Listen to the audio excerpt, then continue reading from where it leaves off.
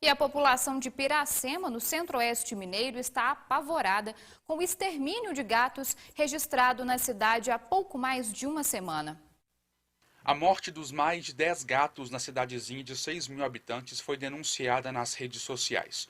A suspeita é de que eles tenham sido envenenados. Os casos estão sendo registrados desde o dia 12 de julho e em apenas um dia, 5 gatos foram encontrados mortos, sendo 3 deles dentro de um saco jogado em uma lixeira. Na última terça, mais um caso de envenenamento foi denunciado.